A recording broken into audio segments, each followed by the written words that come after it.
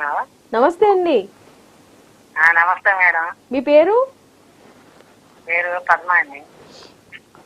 అర్థం కాలేదమ్మా. మీ పద్మ, పేరు? పద్మ గారు. ఓకే, పద్మ గారు ఎక్కడి నుంచి కాల్ చేస్తున్నారు?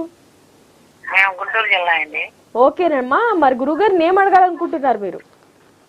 మాది వాస్తు దక్షిణం పక్కన ఎక్కువ ఉందండి. ఓకే, ఇప్పుడు మాట్లాడండి అమ్మా. గురువు గారితో మాట్లాడండి, గట్టిగా మాట్లాడండి. మీరు మాట్లాడేది వినిపించట్లేదు సరిగ్గా. దక్షిణం ఎక్కువ ఉందండి. ఇల్లు కట్టేశారు కానీ దక్షిణం పక్కన స్థలం ఎక్కువ ఉంది అంటారు మీరు. రేకులు చేసేసుకున్నామండి 7 సెంట్లు. ఉత్తర పక్కన అమ్మాము, దక్షిణం పక్కన కొంచెం ఎక్కువగా ఉంది. ఓకే, ఆరోగ్యాలు బాగోట్లేదు. అదే ఆరోగ్య సంబంధించిన విషయాలు దక్షిణం పక్కన ఉంటే కనుక వస్తాయి. అలాగే ఒకళ్ళొకరికి పొంతన ఉండదు, మాట పొంతన కూడా ఉండదు. ఈ రకంగా జరుగుతుంటాయి. మీరు ఏం చేస్తారు? దక్షిణం పక్కన పెరిగిందని కొనుక్కున్న స్థలం ఉందా లేదా సొంత స్థలం? అది నేను ఫస్ట్ లో కొనుక్కున్నానండి, ఉత్తర పక్కన అమ్మా. కొనుక్కున్న ఫస్ట్ లో 7 సెంట్లు, తర్వాత ఉత్తర పక్కన అమ్మా 3 సెంట్లు. సరే, దక్షిణం పక్కన ఉన్నటువంటి స్థలంలో ఒక్కసారి దగ్గర ఉన్నటువంటి ఎవరైనా వాస్తు నిపుణులకి చూపించండి. ఎందుకంటే ఆరోగ్య లోపాలు ఎక్కువ వచ్చే అవకాశాలు ఉంటాయి.